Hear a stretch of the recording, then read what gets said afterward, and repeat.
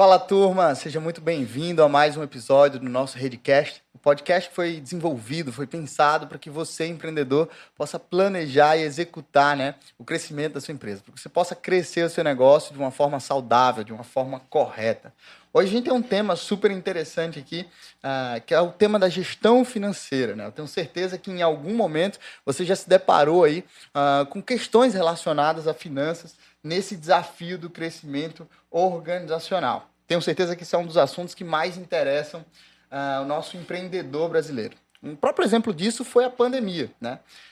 Temos pesquisas aqui que mostram que nos primeiros 6 meses de pandemia, 716 mil empresas fecharam as portas. É uma pesquisa Paulo Empresa do impacto da Covid, levantado aí pelo IBGE. E o que mais chama atenção nessa pesquisa, né, que a cada 10 negócios fechados, 4 negócios simplesmente elencam a falta de planejamento financeiro para que esse resultado acontecesse. E aí, o que muitos empreendedores muitas vezes não sabem é que esse problema da falta do planejamento financeiro muitas vezes nasce na própria casa do empreendedor. Para estar tratando sobre isso, eu chamei aqui um cara que entende tudo sobre essa temática. Daniel Ferreira, seja muito bem-vindo, meu amigo, à nossa bancada aqui. Vai ser muito bom conversar com você sobre finanças pessoais, empresariais. A gente vai bater um papo aqui super legal. Léo, obrigadão pelo convite, tá? E vamos conversar. Tem muita coisa legal aí pra gente bater papo hoje. Show de bola. Gente, só apresentar o homem aqui, ele é mestre em finanças, consultor, professor e palestrante. Daniel, fala um pouquinho aí da tua trajetória, né? Por onde você já caminhou para chegar até aqui e falar, né, sobre essa questão de finanças corporativas, finanças empresariais aí, pessoais dos nossos empreendedores. Então, Léo, essa questão de dinheiro é algo que eu sempre, quando eu penso, me remeto à infância.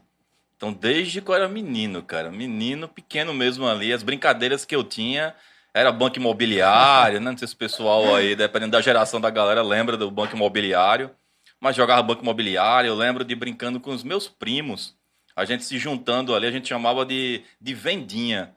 Então, era como se cada um tivesse um comérciozinho pequeno, a gente pegava objetos de casa ali, pegava dinheiro do próprio banco imobiliário, distribuía um valor igual para cada comérciozinho desse. Uau. E a gente ficava meio que vendendo um pro outro. Não, eu tenho uma chinela aqui, você quer comprar? Eu troco a chinela pelo tênis aqui e volto tanto.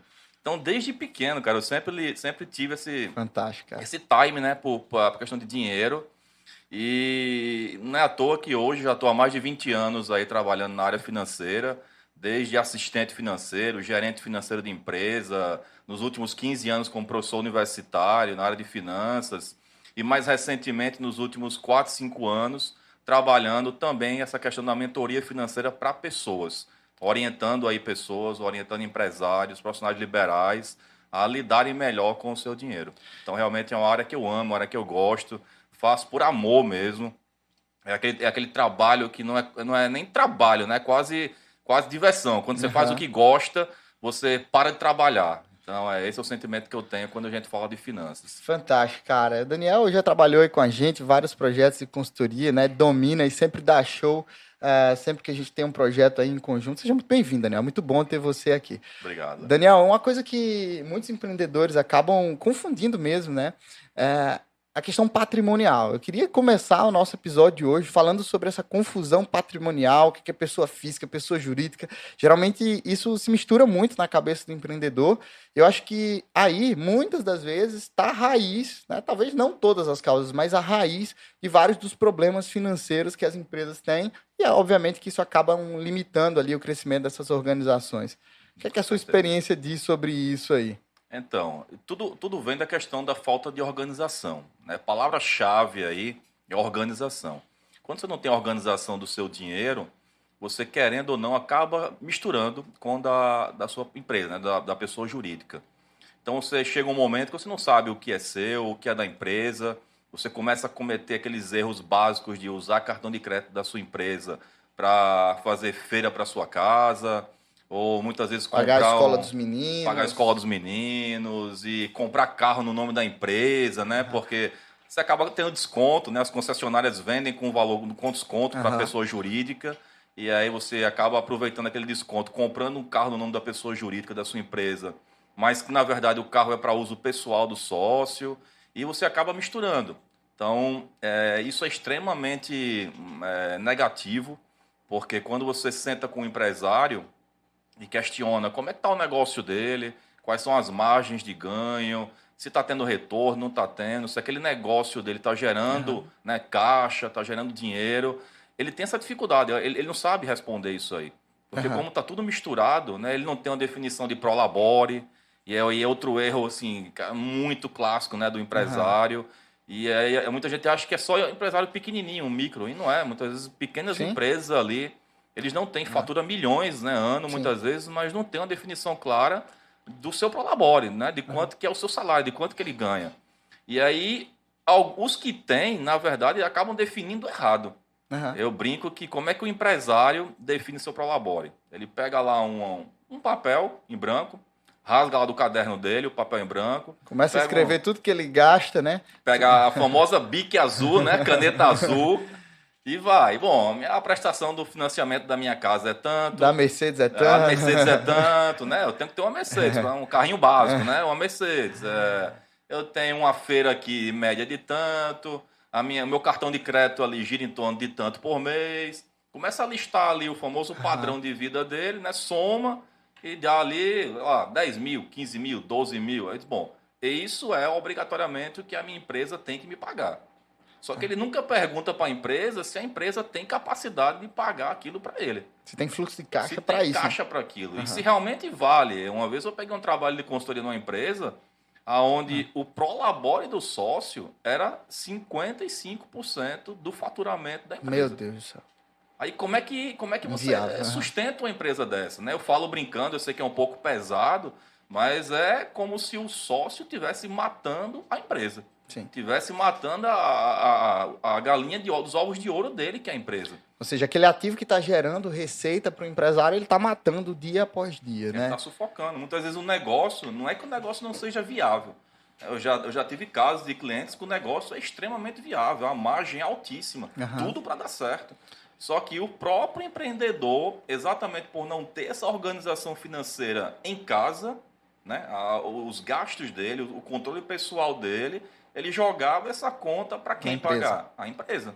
Perfeito. E aí a empresa acabava sendo onerada num valor que não era o valor que deveria ser. E, Daniel, é muito provável que muitos dos nossos ouvintes que estão agora nos acompanhando estejam passando por esse problema, né? De tipo assim, poxa, eu não sei quanto que minha empresa deu na última linha. Há uma pergunta aí para você, nosso ouvinte. Tipo assim, quanto que sua empresa lucrou ano passado? Né? Você sabe dessa informação? Se não sabe, você tem um problema na mão. Grande. E assim, quando a gente começa a conversar, né, nesse nível, muitas vezes a empresa eu preciso de ajuda, eu vou contratar uma consultoria. E a verdade é que a depender, inclusive, dessa mistura de patrimônio pessoal e empresarial, a consultoria não vai conseguir chegar e te dar uma resposta de imediato, porque existe essa confusão patrimonial, é preciso organizar a casa primeiro, é preciso mexer em processo, em rotina do departamento financeiro, organizar contas a pagar, contas a receber, de fato, separar, né, esse patrimônio, esses recursos, definir prolabore, enfim, muita coisa do ponto de vista de processo financeiro precisa ser feita, até que você passe a ter informações seguras para que um consultor possa analisar e organizar essas informações para que possa, inclusive, te dar conselhos. Então, assim, tenham muito cuidado com isso. Acho que é bom começar já com esse alerta para o empreendedor, né? Que se existe esse nível de desorganização, de certa forma, isso acaba sendo bastante arriscado, né? Nenhum consultor vai chegar e vai fazer nenhum tipo de milagre. Sem dúvida. É isso que eu ia falar. É consultoria, não é milagre, né? A gente é consultor, a gente não é Jesus Cristo para fazer milagre aqui. Então, depende muito do empresário, do empreendedor. A gente diz o caminho, né? Dá o caminho para ele seguir. Mas se ele vai seguir ou não, aí cabe a ele. Perfeito. A gente tem um exemplo clássico, né? Dentro da rede. Quando a gente iniciou nossa operação, Daniel, eu vou contar esse case aqui, sem contar o milagre, sem contar o santo, né? E a gente teve um cliente, um dos nossos primeiros clientes, que ele tinha um sonho de ter uma fazenda. O cara tinha uma indústria de um segmento específico e tinha uma loja que funcionava como um showroom na frente dessa indústria. A estrutura não era tão boa, mas o negócio gerava muito caixa, tá?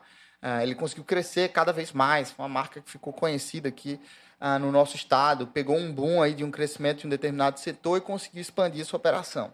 E esse empresário, ele tinha um sonho pessoal de ter uma fazenda, né? E aí ele sentia ali toda a vida, o prédio dele tinha um problema de infiltração. Toda a vida que chovia ali, meio que alagava, enfim, um problema. E aí ele juntou esse sonho que ele tinha com o problema que ele tinha na empresa. Ele disse, eu vou comprar um terreno para montar a minha fazenda, vou colocar a fábrica lá dentro. Vou resolver todos os meus Vou problemas. resolver todos os meus problemas de uma vez só, né? E aí era um caso, né, de um empreendedor que tinha essa questão da confusão patrimonial, que misturava ali contas empresariais com pessoais e tudo mais. E olha só o que aconteceu, cara. Ele comprou na época um terreno enorme, de R$ 400 mil, não fez captação, né, em banco, utilizou recurso próprio da empresa e não fez nem conta, na verdade, né? Na verdade, ele sacrificou o capital de giro. E aí a gente vai ver que foi um problema de decisão de aplicação, um problema de captação errada, né, por falta de conhecimento, mas que quando a gente vai olhar a raiz disso, a raiz está lá nos sonhos e anseios pessoais, né, daquele empreendedor. A intenção dele era muito boa, né, era trazer felicidade para o ambiente de trabalho. O que é que ele pensou? Disse, eu vou montar uma fazenda e no meio da fazenda eu vou botar a minha fábrica. Então, eu vou estar diariamente cuidando dos animais, tudo que eu sempre sonhei na minha vida, vou ter tranquilidade de morar no campo e, ao mesmo tempo, vou continuar com a minha fábrica. E aí os problemas começaram a aparecer, né?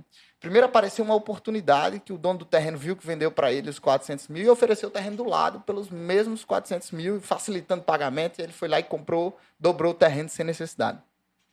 E aí os problemas começaram a aparecer. Ele montou e construiu a fábrica, uma decisão de mobilizar capital, né? Pegou esse capital e investiu em ativo mobilizado. Para você, empreendedor que está nos ouvindo, a construção de prédios, tudo aquilo que não faz parte ali do capital de giro. E começou a ter problema de capital de giro. Começou a faltar dinheiro, Daniel, para comprar matéria-prima, para pagar até os funcionários. A receita dele começou a diminuir. Ele não tinha mais matéria-prima para entregar os pedidos que já tinham sido feitos e começou a ter vários problemas operacionais. O custo logístico dele aumentou absurdamente, porque agora ele tinha que pegar os funcionários em casa, levar num ônibus lá para a fazenda. Ele teve que contratar uma cozinheira para, enfim, fazer almoço para todo mundo na fábrica, porque lá era distante, né? Não tinha restaurantes próximos, ele tinha que, obviamente, servir alimentação para aquele pessoal.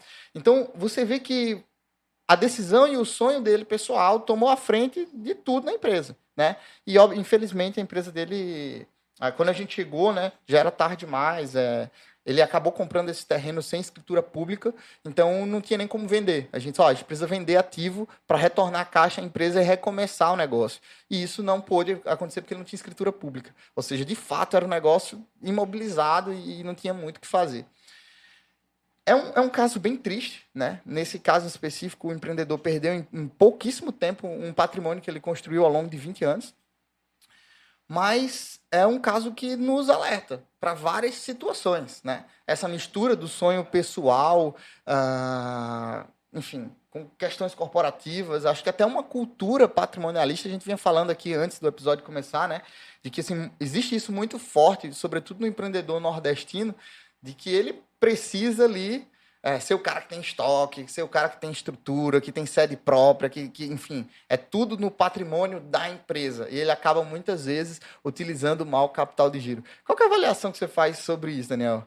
Então, é questão cultural, né? Eu tenho alguns cases também, por exemplo, aqui na Grande Natal, um case de um empresário que ele começou pequeno e no pontozinho de um posto e uma loja pequena, alguns metros quadrados. Ele trabalhava com a parte de representação comercial de um determinado produto. Só que ele começou a vender muito, começou a faturar muito, muito rápido ali. E aí o que ele pensou? Bom, eu estou precisando de espaço. E saiu de uma lojinha pequena, num posto de gasolina, alugada, para uma sede comercial enorme, um terreno enorme, onde ele comprou terreno, construiu, chão de mármore, parede de mármore, fez uma estrutura assim de outro mundo, de primeira linha. Uhum. Só que na melhor das intenções, né? Com certeza, ele queria oferecer um local aconchegante, né? Tanto para os colaboradores dele quanto para os clientes, enfim, bem localizado, estruturado. Só que aí cometeu o mesmo erro, imobilizou boa parte do capital dele. E para completar, ele fez algo muito próximo com a vida financeira pessoal dele. Aquela história, as finanças da empresa não tem como a gente separar das finanças das pessoas. E aí, rapidamente, ele saiu de um carro popular para um SUV, trocou o carro da esposa para um SUV, saiu de uma casa pequena de bairro para uma casa de condomínio fechado, primeiro andar, de alto padrão, ou seja, ele aumentou consideravelmente o padrão de vida dele, imobilizando o capital, chegando ao ponto, Léo, de ele não ter também dinheiro para honrar com os compromissos dele. De não ter dinheiro para pagar os tributos, não ter dinheiro para pagar a folha. E aí ele teve que começar a fazer o quê? A vender tudo que ele tinha comprado. Nossa. Começou a vender carro, começou a vender casa, começou a fazer o processo inverso. E, infelizmente, questão de 1 ano, 2 anos, por ironia do destino, ele voltou lá para o mesmo ponto comercial onde tudo começou. Porque ele teve que sair vendendo tudo que ele tinha comprado para conseguir quitar as obrigações dele. Então isso é muito forte. Um outro caso, um grande shopping aqui de Natal, quando foi aberto, uma empreendedora cometeu algo parecido. Ela foi lá, pegou todas as economias dela, tinha a visão de que não deveria procurar banco, aquela visão que muito empreendedor tem, de que banco vai cobrar juros altíssimos, absurdo, e não vai conseguir pagar, e o que vai quebrar um negócio é os juros que eu pago ao banco, enfim. Pegou todo o capital dela, todo o patrimônio pessoal dela e colocou lá na loja. Comprou o ponto, reformou, mobiliou, comprou estoque, estocou, enfim, a loja linda, maravilhosa, o shopping inaugurou e, começou a vender. Só que nesse momento ele já não tinha tanto capital, porque a maior parte do capital dela ela fez o quê? Imobilizou. E aí, quando ela começou a vender, a gente sabe que hoje em dia, praticamente, você compra uma garrafinha de água mineral em 10 vezes sem juros no cartão na internet. Né? E praticamente chega de um dia para o outro lá para você, frete grátis e tudo. As pessoas começaram a querer comprar o produto dela, mas querer dividir. E aí, se ela divide, ela recebe também parcelado. E aí não teve caixa. E aí não teve caixa. Ela começou a ter que fazer o quê? Antecipar a venda. Começou a ligar para as operadoras de cartão de crédito, dizendo, não, antecipa. Só que aí estava pagando juros altíssimos por causa disso. Resumindo, o que ela fez? Chegou ao ponto que ela travou. Ela não tinha mais capital para pagar também funcionário, aluguel de shopping, que a gente sabe que é caríssimo. Não tinha mais acesso a dinheiro dela. Aí ela tentou recorrer a banco nesse momento. No momento errado, tentou recorrer a banco. Aí o banco foi lá e disse, tudo bem, eu libero uma linha, mas uma linha no valor muito pequeno, e que não ia resolver a vida dela. Moral da história, ela teve que sair vendendo tudo que adquiriu, desimobilizar e entregar o ponto. Né? Um case do meu pai mesmo, a gente estava conversando aqui, né? Minha família tinha uma loja de material de construção, e essa visão aí de ter muito estoque, de ter muito patrimônio, acontecia isso. Quando meu pai me chamava lá para ver a loja, uma das coisas que ele mais se vangloriava era de abrir lá o estoque e mostrar lá o estoque enorme, não sei quantos latão de tinta, não sei quantos, né, de saco disso, saco daquilo, cimento. Então, o empresário, né, tem muito essa visão de que o imobilizado demonstra se ele está indo bem ou não está. E a gente sabe que hoje em dia não é. A visão é o contrário, né? Quando a gente vai, inclusive, ali para a região sudeste, a gente já vê que a visão já é totalmente diferente. Eu tenho que privilegiar o giro, né, para a empresa nunca parar. Né? A gente sabe que uma empresa que quebra não é uma empresa que dá prejuízo, é uma empresa que falta caixa. Né? A gente vê, inclusive, gigantescas aí registrando, até mesmo, você pega essas fintechs aí no Nubank, né? Registrou prejuízo ao longo de anos ali para conseguir gerar uma base de clientes muito forte, mas não quebrou, pelo contrário, vem crescendo a cada ano que passa. Daniel, eu já falo sobre essa questão de estoque, como que o empresário tem um exemplo bem legal para ensinar o empresário de como avaliar se ele está com nível saudável ou não de estoque. Mas antes da gente entrar nessa esfera, você comentou agora há pouco de que a forma errada que os empreendedores têm no caso de definir esse Prolabore, né? Que eles saem anotando lá, é 55 mil, é 30 mil, é 15, é 10. Qual é a forma correta? Né? Qual que é um racional que você julga adequado para que o empreendedor que está ouvindo a gente agora simplesmente tenha condição de parar, levantar isso e definir um Prolabore que seja bom para ele, né? Ou seja, que remunere a atividade dele e que, ao mesmo ponto, não sacrifique ali o caixa da empresa. Como que funciona esse processo de definição de Prolabore? Legal. Imagine o seguinte, primeiro a separação da pessoa física e da pessoa jurídica. Né? Uma coisa é você, pessoa física, outra coisa é sua empresa, pessoa jurídica. Foi exatamente como a gente começou nosso bate-papo hoje aqui. Então, a gente tem que primeiro separar. Uma vez separado, imagina a empresa como uma pessoa. Ela é uma pessoa, ela tem um CPF chamado CNPJ. Então, ela é uma pessoa. Então, imagina essa pessoa chamada empresa querendo contratar um diretor financeiro. Como que ela vai definir o salário desse diretor financeiro? A média que o mercado está pagando para executar aquelas atribuições para aquele porte de empresa.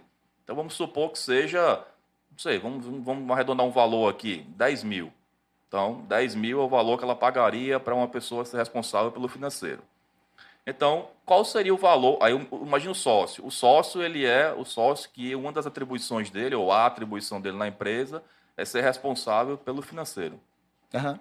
E aí ele definiu, porque ele é o sócio, ele é o dono, ele definiu um prolabore de 20 mil mês para ele.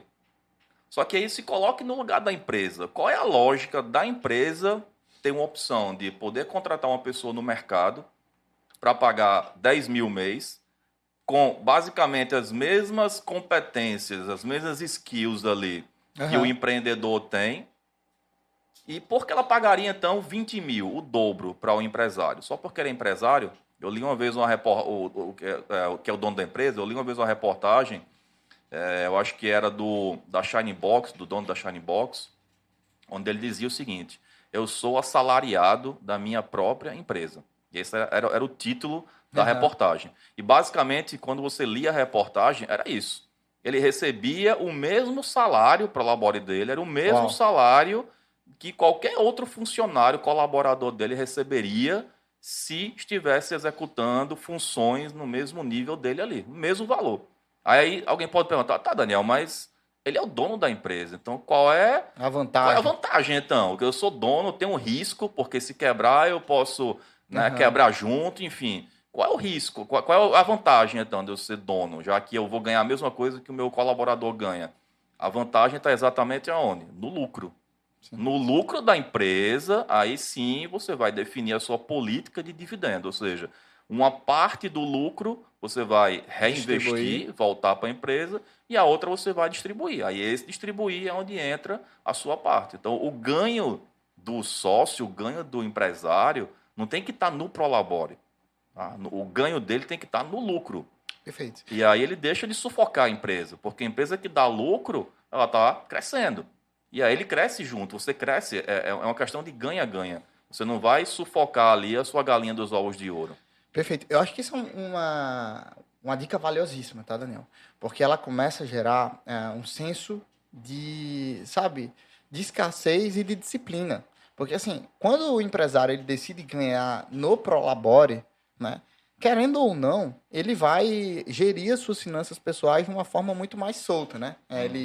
Quando ele olha para o bolso dele, vem à mente o faturamento do negócio. Né? Ah, minha empresa fatura tantos mil no mês. E a gente já sabe que aí começa o erro daí, né? Os mais antigos, os comerciantes, ensinavam para os seus filhos dizendo: olha, apurado não é lucro. E Ah, eu acho que, de certa forma, esse teu conselho vai nessa linha. E aí o que eu acho incrível, né, até nessa reportagem que você citou aqui no nosso episódio, é de que, primeiro, quando você passa a ganhar um valor de mercado, né, isso de certa forma obriga o sócio a, no âmbito das finanças pessoais, se esforçar para cumprir um orçamento doméstico. Isso é uma coisa, né? Que de repente, se ele ganhasse um salário acima, talvez o dobro, como a gente tem visto, até mais do que isso, do que a média de mercado, querendo ou não, ele dá uma relaxada lá nas finanças pessoais. E o mais importante de tudo isso, eu acho que é a mentalidade do dono de ter realmente essa visão de dono, de negócio, de olhar para aquela empresa com um conjunto de ativos, né, de pessoas, de processos, de máquinas e equipamentos que geram um recurso para ele. Então, se eu estou sangrando a empresa, né, a um determinado nível, que está dificultando a empresa de continuar gerando receita, é como você falou, é como se o empreendedor estivesse matando o próprio negócio. E aí, quando ele tem essa lógica de, enfim, ganhar no final do ano, na distribuição de lucro, se houver, algo que é extremamente, enfim, para mim, fundamental em um negócio, a chamada pele em risco. Entende? Porque aí ele começa a entender que o ganho dele está diretamente, no caso, atrelado ao resultado que a empresa dele vai dar. Então, eu tenho certeza que esse empreendedor que ganha um salário de acordo com o mercado e que o olhar dele está fixado lá no variável, na distribuição de lucro, esse é um cara que vai acordar com muito mais motivação no dia a dia. Não sei se você concorda, né? Porque ele sabe que ele só vai ganhar se a empresa ganhar. né? Se a empresa, de fato, conseguir alcançar um determinado crescimento, se a empresa for saudável do ponto de vista financeiro. Então, eu acho incrível isso. Eu acho que é um exemplo muito top. E o ganho dele, nessa perspectiva, o ganho dele é ilimitado. Ilimitado ao quê? Ao crescimento da empresa. Então, ele não vai ficar limitado a ganhar só aquele valor. Se a empresa dele crescer, duplicar, triplicar, quadriplicar, ele vai crescer junto. A gente não está falando aqui que o sócio ele tem que viver igual um monge budista sem usufruir, né? Sem ter um patrimônio, sem ter um padrão de vida, sem ter uma casa boa, sem ter um carro bom, sem poder viajar. Essa não é a ideia. A ideia é que, num primeiro momento, muitas vezes ele precisa disso para ter uma vida, um padrão mais enxuto na sua vida pessoal, para que ele, naquele momento da empresa, ele priorize a empresa, para que lance essa turbina na empresa para que ela cresça. E aí, uma vez, a famosa lei da semeadura, né? Você tem que primeiro plantar para depois colher, e não primeiro colher para depois plantar. Então, deixa a empresa desenvolver naquele momento, dependendo do momento que a sua empresa esteja, deixa ela crescer, deixa ela desenvolver, não fica sufocando ela, monta um padrão de vida que você consiga viver bem com sua família, e aí, de novo, a gente volta à palavrinha-chave, organização. Organiza as tuas finanças em casa, define um prolabore que seja justo, tanto para você quanto para a sua empresa, viva naquele momento com aquele valor, foque na sua empresa, foque em trabalhar, foque em gerar resultado. A sua empresa crescendo, você é dono, você vai crescer junto e está tudo bem. Só que aí é um crescimento sustentável. Não adianta fazer o que aconteceu com os exemplos que a gente citou aqui, com os cases que a gente citou. Você crescer rapidamente e recuar rapidamente. Não faz sentido. Então, muitas vezes, é o famoso um passo de cada vez. Você vai dando um passo de cada vez, só que de forma sólida, né? Firme, sustentável, consistente. E aí está tudo bem. E, Daniel, algo que a gente sempre vê, né, nesses projetos de consultoria, e de fato existe uma falta de consciência. Uma pergunta que eu sempre costumo fazer aos empresários que estão iniciando essa jornada aí de profissionalização das suas finanças, antes da gente começar, quanto é que você acha que você ganha aqui na empresa, né? E assim, é absurdo a diferença do que eles pensam e do que realmente é. Já teve casos de empresários assim, eu acho que eu ganho uns 18 mil, e quando a gente foi ver era 30, 33, entendeu? Do que estava saindo ali do caixa. Mas enfim, a gente já falou aqui sobre vários problemas. Eu queria trazer um tom de solução, principalmente nessa fase. Essa fase de fechamento do orçamento doméstico para definição de prolabore costuma ser uma fase difícil, porque envolve muitas vezes uma questão familiar, né? Então, assim, nesse caso, finanças é muito mais do que números, né? Está envolvendo ali comportamento, relacionamento conjugal, relacionamento com os filhos, coisas do tipo. Então, assim, é algo que a gente fala muito sobre a importância de, nesse momento, envolver a família, né? Conversar abertamente, principalmente com o cônjuge, mostrar, no caso, a situação financeira, o quanto que vocês listar tudo no papel, né? O quanto que vocês estão gastando, entender ali e fazer esse exercício, olha, que tipo de mudança a gente precisa fazer no nosso orçamento para que a gente possa caber dentro daquela nova realidade. Eu acho que esse é um exercício legal, né?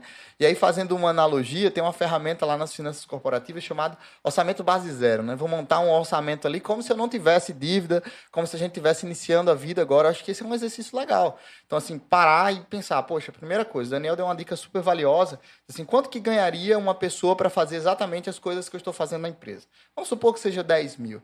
E aí, eu acho que é uma lição bem preciosa, Daniel. Muita gente erra tentando fazer economias, sabe, economia de cafezinho? A turma de finanças pessoais fala muito sobre isso. E acaba sendo um erro muito crasso, né? Porque, assim, ela tira ali um restaurante que ela vai com a família, ela sacrifica um passeio no cinema com as crianças, e aí a vida começa a perder, de certa forma, um brilho. Daqui a pouco a pessoa não consegue sustentar aquele padrão baixo. Então, assim, o que os especialistas dizem nessa área de finanças pessoais é que eles precisam atacar as grandes contas, né? É uma casa, de repente, morar numa casa mais simples, num carro. Você concorda com essa analogia aí, nesses momentos de revisitar o orçamento doméstico? Legal, Léo. Você colocou aí vários pontos bem interessantes, que daria quase que um podcast completo só com esses pontos que você levantou nesse momento. Mas vamos lá. Primeira questão de que finanças não é só número, né? Não é só dinheiro, é uma das bandeiras que eu levanto com o meu trabalho de finanças pessoais.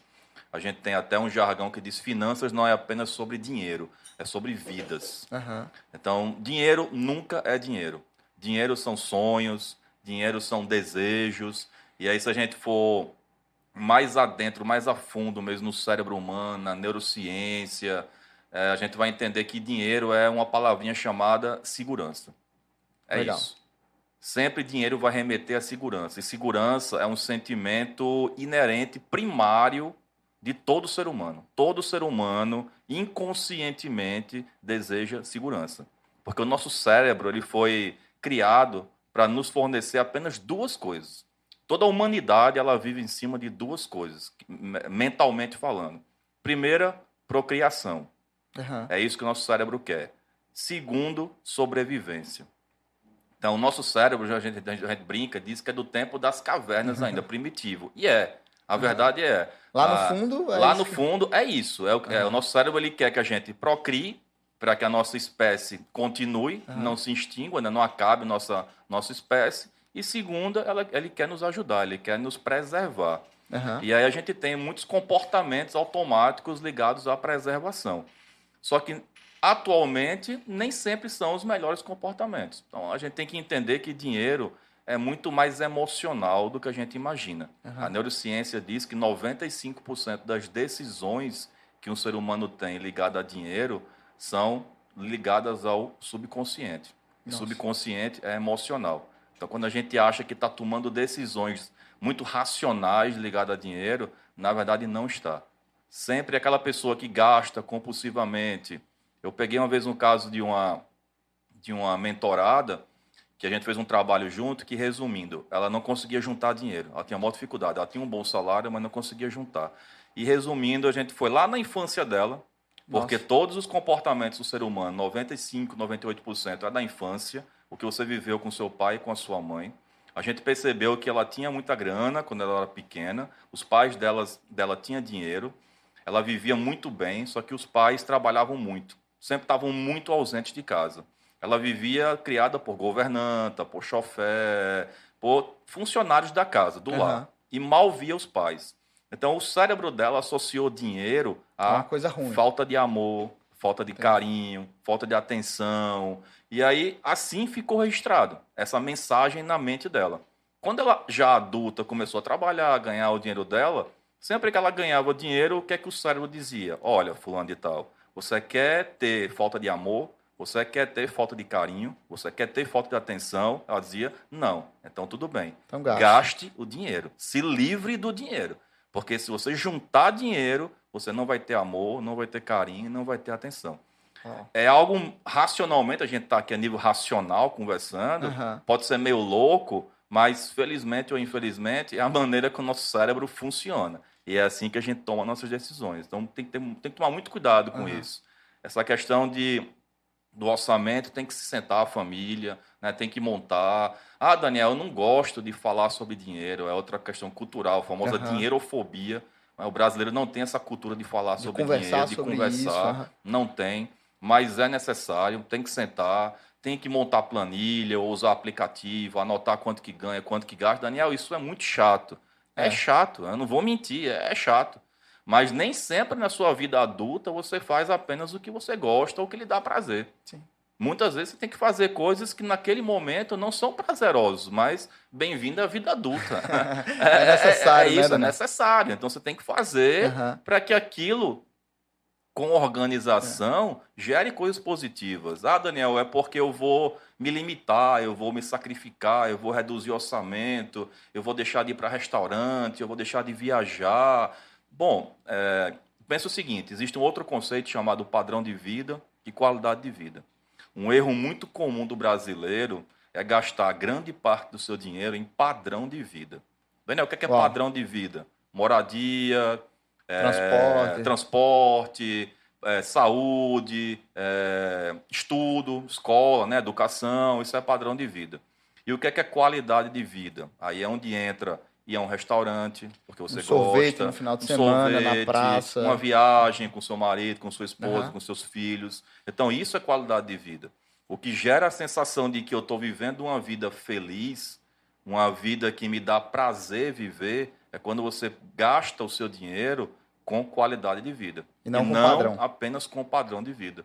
Daí você tira pessoas, muitas vezes, que têm muita grana, não que dinheiro, aí é outra crença, não, porque dinheiro é algo ruim. Isso é crença. É raiz de todos os males. É raiz de tudo, né? Eu prefiro ser feliz do que ser rico. Isso são crenças que são colocadas na cabeça da gente. Não é isso que eu estou falando. É muito bom, é maravilhoso ter dinheiro. Desde que se tenha sabedoria para Desde que utilizar. tenha sabedoria de lidar com ele.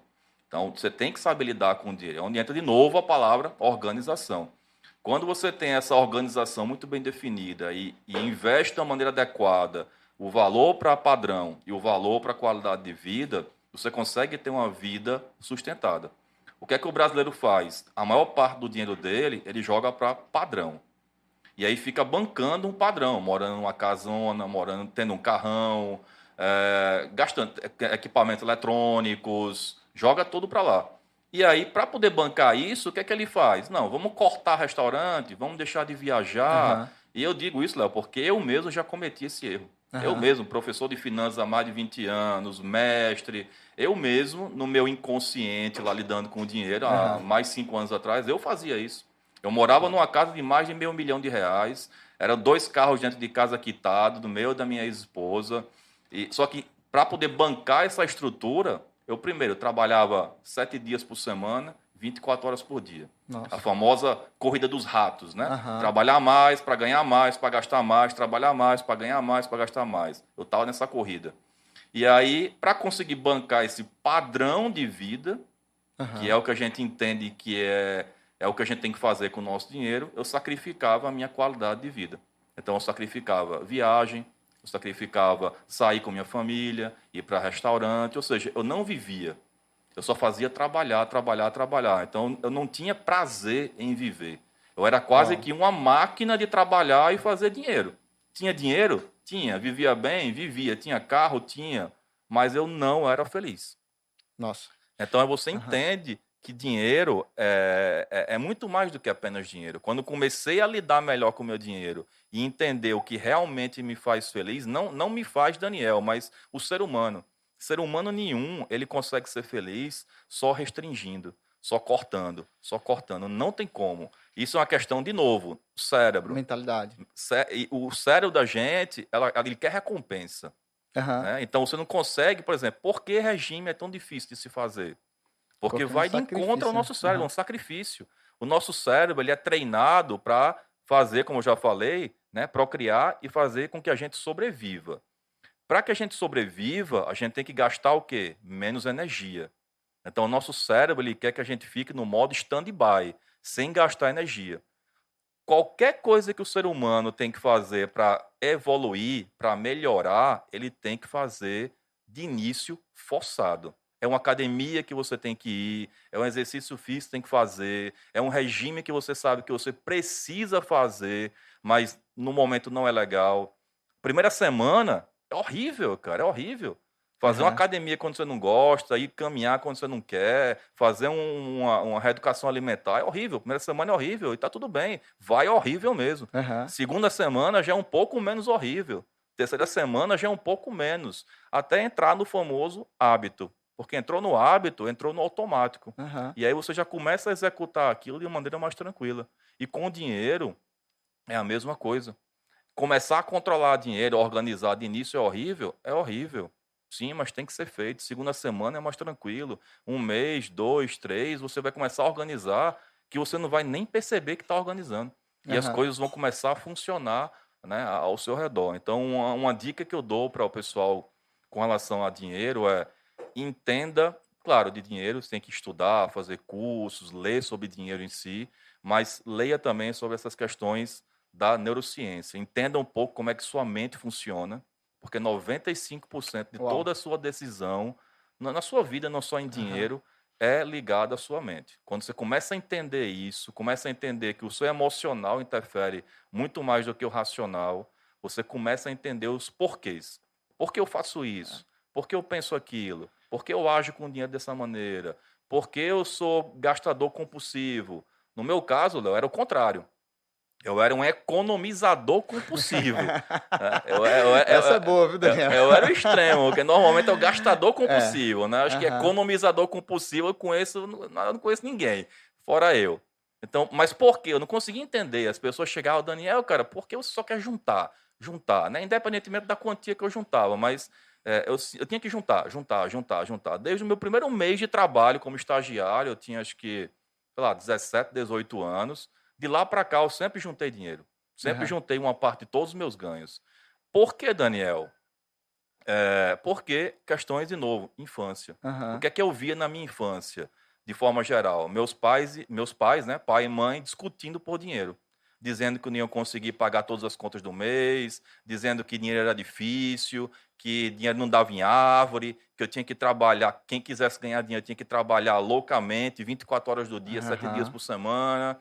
Aí joga Daniel para fase adulto. O que é que Daniel fez? A mesma A coisa. mesma coisa. A gente Aham. replica comportamentos dos nossos pais de forma inconsciente. Então eu juntava para quê? De novo, o nosso cérebro. Por isso é importante de você entender.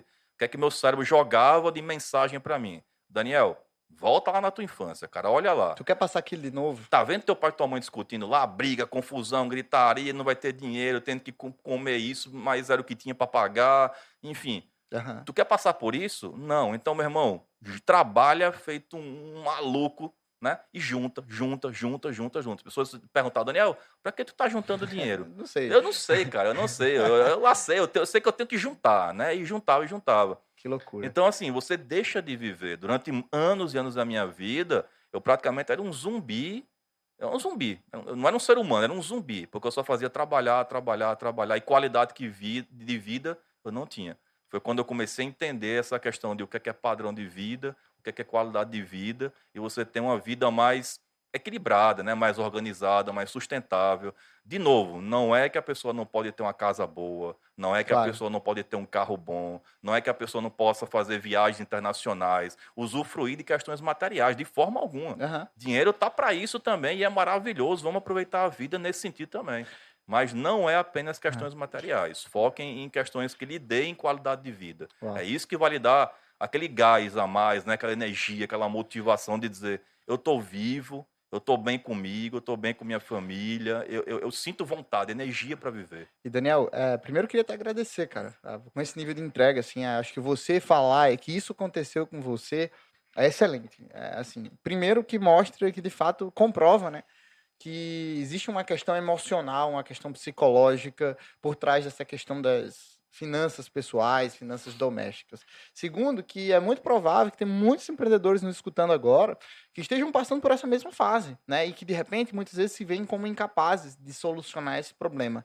Então, poxa, se isso aconteceu com um cara que era consultor financeiro, né, professor universitário na área de finanças, então falta de conhecimento não era, né? Era uma questão mais profunda aí e queria já te agradecer por compartilhar isso aqui na mesa. Acho que esse é um comportamento que a gente gosta aqui no Redcast, né? De passar, de fato, um conteúdo para o nosso ouvinte que ajude ele lá na ponta, que faça ele perceber que ele não está sozinho nessa. Talvez alguém até esteja se perguntando por que a gente está falando aqui de finanças pessoais, né? A gente trouxe esse tema justamente por entender que não tem como separar, né? Muitas vezes o empresário, sei lá, ele acredita que o negócio dele não está bem, mas a raiz desse problema está lá na infância dele e ele está gastando demais, né?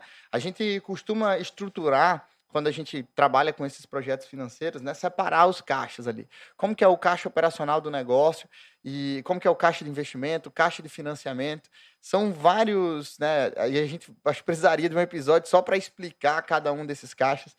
Já está aberto aqui o convite, tá, Daniel? Acho Já que está aceito.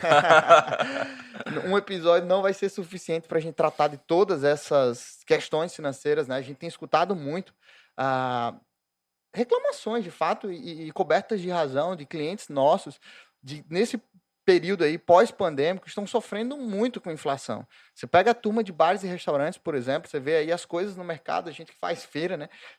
Semanalmente, mensalmente, que seja, a gente vê como que as coisas estão evoluindo talvez assim, num ritmo tão acelerado. Eu ultimamente lembrei até do meu pai falando daquela época da A hiperinflação, né? hiperinflação. E tudo mais. E assim, a turma que está lá na ponta sente isso na pele. Porque não consegue repassar esse preço da noite para o dia. Acho que esse é um tema aí para dar um episódio só sobre isso. Mas eu queria pontuar para o nosso ouvinte, né, que muitas vezes a raiz desses problemas começa em casa. Então a gente Esse Daniel já aceitou aqui, então esse vai ser um primeiro de outros episódios que a gente vai gravar sobre essa questão de finanças, né? Mas que, sem sombra de dúvidas, é um primeiro passo, né?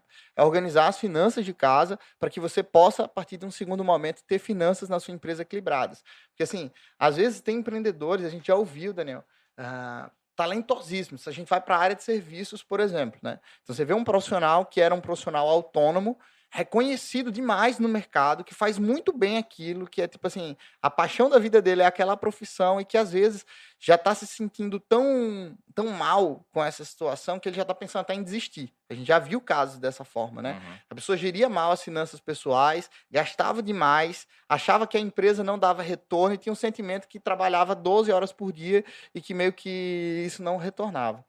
Mas assim, só para a gente ir consolidando esses conselhos, a gente já falou aqui, importância de separar completamente, né? Recursos de pessoa física e pessoa jurídica. Você, empresário, é diferente do CNPJ, você precisa separar esse patrimônio, separar essas contas, esse é um primeiro ponto. A gente já falou aqui sobre a importância de você definir um prolabore que seja compatível a um valor de mercado, né? Relacionado àquilo que você faz para sua empresa. A pergunta é, se você fosse ser contratado pela iniciativa privada, o quanto que a iniciativa privada te pagaria para fazer o que você faz no seu negócio? Esse é um bom racional aí que o Daniel deixou para vocês definirem o prolabore de vocês. A gente já falou que, provavelmente, para quem for precisar passar por um processo de redução orçamentária, é melhor fazer isso no padrão de vida, né, e não na qualidade de vida, ou seja, eu vou manter ali o restaurante no final de semana com marido, com a esposa, com os filhos, eu vou manter a praia, eu vou manter o cinema, eu vou manter ali o sorvete, mas eu vou reduzir em gastos estruturais no orçamento doméstico, para que você tenha condição de ter um orçamento, no caso, equilibrado com a capacidade de pagamento da empresa. E aí, já me encaminhando essa parte inicial, né, Daniel, esse primeiro episódio que a gente está tratando sobre finanças pessoais, eu queria tratar nesse final do episódio sobre a questão de finanças pessoais atrelada a propósitos, né? Ah, a gente sabe que o dinheiro ele acaba sendo um instrumento que pode ser utilizado para que a gente possa alcançar os nossos propósitos. Você falou aí, eu achei super interessante sobre a dificuldade que o brasileiro tem de conversar sobre finanças pessoais, né?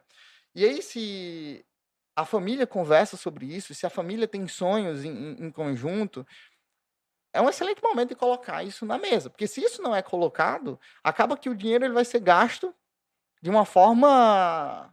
Como é que eu posso dizer? De uma forma ou de outra vai ser Ele vai ser gasto, né? gasto, Ele vai né? dar o destino dele. Ou seja, o tempo vai passar e se você, empreendedor, não tiver gestão sobre esse recurso, os seus propósitos pessoais não vão ser alcançados, né? Tipo assim, acho que é importante, de uma forma pessoal, que o empreendedor pare e pense o que é que ele almeja alcançar no âmbito familiar, por exemplo, né? No âmbito pessoal, também não tem nenhum problema de dizer, eu quero possuir um carro X. Beleza, coloca isso como um propósito de vida. E o que é que você vai fazer para alcançar esse ponto, né? Eu acho que o desafio além de adequar o orçamento a uma capacidade de pagamento do fluxo de caixa da empresa, é um desafio também de alinhar esse fluxo de caixa doméstico, né? Ou seja, esse orçamento doméstico, a um propósito que a família tem.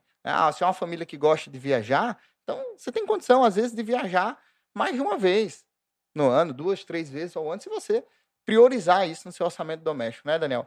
Então, que dicas você daria para o nosso empreendedor para ele conseguir, né, no caso, primeiro refletir sobre esses propósitos e o que, que ele pode fazer para alinhar o orçamento doméstico com isso? Então, essa questão do propósito, primeiro ele tem que entender que é realmente o propósito dele. Muitas vezes a gente recebe da sociedade o que é o nosso propósito, né? A sociedade prega que a gente tem que ter isso, que a gente tem que ter aquilo, que a gente tem que viver isso, que a gente tem que viver aquilo. Mas uma coisa é o que a sociedade coloca que a gente tem que seguir. Outra coisa é o que você internamente, consigo mesmo e com sua família, entende que é o propósito. O seu Aham, propósito enquanto pessoa e o seu propósito enquanto membro de uma família. Uma vez definido isso, quais são realmente os seus propósitos pessoais e familiares, a gente vai ter que colocar no papel. Infelizmente, menos de 10% da população brasileira coloca no papel seus planos, faz planejamento. aham, E desses 10%, 3, 4% consegue realizar o que coloca. Então, assim, são percentuais muito baixos. Não é à toa que estudos globais dizem que de 80% a 85% dos seres humanos das pessoas do planeta Terra estão insatisfeitos. Não gostam da vida que têm, não gostam da família que têm, não gostam do trabalho que têm, Nossa. não gostam deles mesmos. Então, são pessoas extremamente frustradas com elas mesmas e com o trabalho, com sua família, com suas finanças, com tudo. Por quê? Porque muitas vezes ela não sabe nem quem é ela mesma. Aham. E isso pode parecer meio surreal, mas Pode parecer meio que uma viagem, uma é, filosofia vã, sim, né, com Daniel? certeza. Mas faz diferença, né? Mas faz total diferença, cara. Léo, eu já passei por uma situação na minha vida extremamente complicada há uns 5, 7 anos atrás, quando eu passei por uma separação conjugal, que eu olhava para o espelho e eu perguntava: quem é você? Nossa. Cara, eu olhava para minha imagem no espelho e eu perguntava: quem é você? Eu não conseguia me ver. Eu via minha imagem no espelho, mas eu não sabia quem era aquela pessoa, quem era Daniel, quem é Daniel, de onde vem para onde vai. Qual o Então, propósito, qual o né? Qual a propósito, né? O que é que eu identidade? estou fazendo aqui? Quem sou eu? Então, isso é muito sério. É aquela velha história, quando você não sabe para onde vai, qualquer lugar serve. Uhum. Então, isso tem que estar muito claro. Eu sei que propósito é algo que está sendo muito falado hoje em dia, Até né? banalizado, né? Isso chegou a ser tão falado que se tornou banal. Só que é algo assim muito, muito elementar. É a primeira coisa que tem que se procurar. Qual o seu propósito? O que é que você quer? Todos nós viemos com habilidades. E as minhas Sim, habilidades não são as mesmas que a sua, sim. e, né, e cada um tem suas habilidades. E para que a gente tem essas habilidades? A gente tem que entender que é para algo maior. Então, o que é que a gente tem que fazer? Muitas vezes, esse conhecimento que eu tenho, hoje eu consigo entender isso, eu posso ajudar, não é apenas as finanças das outras pessoas, eu posso ajudar a salvar vidas. Uau. Pessoas que estão aí, talvez, querendo tirar sua própria vida, porque já está no nível de endividamento tão alto que não vê. Uma pessoa que Saída, quer né? tirar a vida é uma pessoa que não vê saída para o problema que ela está. Ela acha que não é possível resolver. E ela acredita que a única solução é tirar a própria vida. Então, talvez algumas orientações que a gente der para essa pessoa, para essa família, ela pode ver uma nova esperança, um novo caminho Aham. e parar com aquela ideia de tirar a própria vida. A gente pode dar orientações financeiras para pessoas, onde a gente pode estar evitando talvez uma separação conjugal. A gente está mantendo famílias. Né? É o ministério principal, né? É a família. A família é a base de tudo. Então, se você não tem uma família estruturada em todos os aspectos e finanças é um deles, possivelmente você vai ter adultos doentes. Tá aí, 80% da população é doente sobre Aham. todos os aspectos. Então, quando a gente fala de dinheiro, nunca é sobre dinheiro. A gente tem que tomar muito cuidado com isso. Perfeito, Daniel. Você falava lá no início da importância do empreendedor conhecer um pouco mais sobre finanças, sobre esse tema. Que tipo de livro, que tipo de material você sugere para que a turma consuma? Já pode aproveitar e deixar suas redes sociais aí. Bom, vamos lá. Livro. Tem o famoso Pai Rico, Pai Pobre, né? Do Robert Kiyosaki. Esse livro é bem interessante por diferenciar a lógica de ativo e passivo, né? De trazer ali uma lição para o empreendedor de que ele precisa colocar grana naquilo que gera grana para ele, do que é um investimento de fato, né? E aí tem essa questão do padrão, né? Muitas vezes, a gente já comentou, padrão e qualidade de Aham, vida. E passivo normalmente está atrelado a padrão de vida. O que é passivo? Essa questão do ativo e passivo não é a visão da contabilidade, tá? É uma visão diferente, é uma visão de aham, investimento. E aí, a casa que você mora é passivo, o carro que você tem é um passivo, porque o que é passivo? É o que tira dinheiro do seu bolso. O que é ativo? É o que coloca dinheiro no seu bolso. O seu carro não coloca dinheiro no seu ele bolso, ele tira. tira.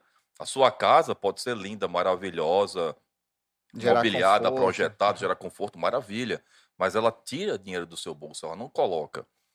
Então, normalmente está ligado a padrão de vida, que é onde exatamente aonde a pessoa, quando começa a ter uma renda melhor, ela começa a jogar, né, alocar o dinheiro para lá, que a gente já conversou sobre isso.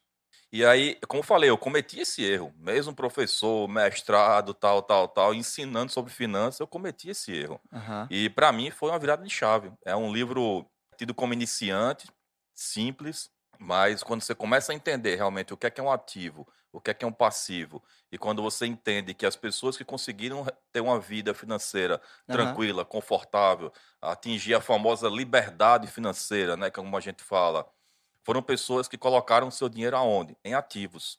Ativos que vão gerar Mais renda, recursos. né? Aham. Dinheiro para a pessoa. A famosa renda passiva. Sem que você tenha que trabalhar para isso. Aí onde está a questão. Porque quando você coloca dinheiro em passivo, você tem que manter o passivo. Então vamos lá, você tem uma renda hoje boa, maravilhosa. Você mora numa casa maravilhosa, financiada, mas está conseguindo pagar tranquilo. Você tem 2 carros, o seu e da sua esposa, financiados.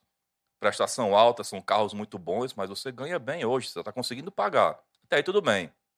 Até. Só que aí vamos supor que você tem um problema na sua empresa. Você deixa de receber aquele valor. Você reduz 50% do seu ganho. Como é que fica isso? Como é que você vai manter? Como é que você vai conseguir manter esse padrão? Acaba faltando ali recurso para você manter isso, né? E aí, só pegando o gancho do que você vinha falando, acho que a lógica que você queria trazer é que quando você tem um ativo, né? Isso acaba trazendo mais receita para você e o seu patrimônio tende a aumentar, né? E E. você consegue ter, porque a lógica, entenda. Daniel, você está dizendo que a pessoa não pode ter uma casa boa, não pode ter um carro bom, de forma alguma. Aham. Mas desde que essa estrutura que você monte venha do dinheiro que vem dos seus investimentos. Uau. Porque esse dinheiro é um dinheiro que está vindo sem que você tenha que trabalhar para isso, Aham. né? Vender horas para isso, como a gente fala. É um Aham. dinheiro que está caindo na sua conta de forma passiva. E aí, esse dinheiro você pode usar para fazer sua viagem, para comprar a casa que você quer, para trocar o seu carro, desde que você não precise se matar e trabalhar para isso. Então, essa é a sacada. Então, talvez em algum momento da vida que você esteja, seja um momento de você investir mais em ativos, para que no médio e longo prazo você possa usufruir mais daqueles ativos, dos ganhos que esses ativos vão poder te gerar. Que um segundo livro que eu indicaria para a questão de mentalidade, também já muito falado, muito conhecido, é o famoso O Segredo da Mente Milionária. Que esse livro é excelente. Quando você lê esse livro, você muda completamente sua mentalidade. E você começa a entender realmente a questão dos comportamentos, como a gente falou, a questão de você entender que o que você coloca na sua mente, né, tudo que existe hoje a nível físico, visível, como a gente fala, começou no invisível. Um Aham. carro para existir, ele foi projetado antes na cabeça de alguém, numa tela de um computador. Ele tava no campo do invisível para depois se tornar visível. Iniciou com desejo ali, Com coisa do tipo, desejo, com a né? vontade, né? Então, a história sempre fala a alusão a uma árvore. Quando você pega uma árvore que dá frutos, e aqueles frutos não estão bons, vamos lá, uma macieira. Você pega lá uma macieira, uma árvore da maçã. E as maçãs não estão tão bonitas, não estão tão Saudáveis. gostosas, saudáveis, né, suculentas. E aí você faz o quê? Se você não resolver, muitas vezes, a origem, a raiz, Do você problema? talvez adubar aquela árvore, você regar, né, você ter aquela questão na raiz que não está visível, você não consegue ter uma maçã de qualidade. Então, o ser humano é da mesma forma. O ser humano, visivelmente falando, é reflexo do que está dentro. É aquela história, você só dá o que você tem. Então a pergunta que fica é: o que é que você tem dentro de você? Uau. O que é que está no seu invisível, na sua raiz? Porque se a sua raiz não estiver sendo adubada da maneira correta, se a sua raiz não estiver sendo cuidada da maneira correta, nas minhas palestras eu dou um exemplo seguinte. Pega uma semente. Essa semente é uma semente extremamente de alta qualidade. Ela foi modificada geneticamente, ela foi tirada todas as impurezas, é uma semente perfeita. Não existe outra semente na face da terra igual a essa. É perfeita. Você plantando ela, ela vai gerar uma árvore com os melhores frutos possíveis, os melhores da terra. Não existe outro. Mas pega essa semente e coloca no concreto, no chão. Não vai dar em nada. Uau. Então não adianta você ter uma semente extremamente trabalhada, perfeita, que seria como se fosse O dinheiro ali o, aplicado de maneira errada. inadequada. Você não vai ter fruto. Então Aham. não adianta. Ao contrário, se você pegasse aquela semente e colocasse numa terra fértil, numa terra que você aduba, numa terra que você joga ali, rega direitinho, como tem que ser, aquela semente vai dar frutos. Então não adianta você querer trabalhar o que está fora de você, o seu visível, se antes você não trabalhar o que está dentro de você, que é o invisível. E é exatamente essa raiz que o livro Segredos da Mente Milionária ele vai trabalhar.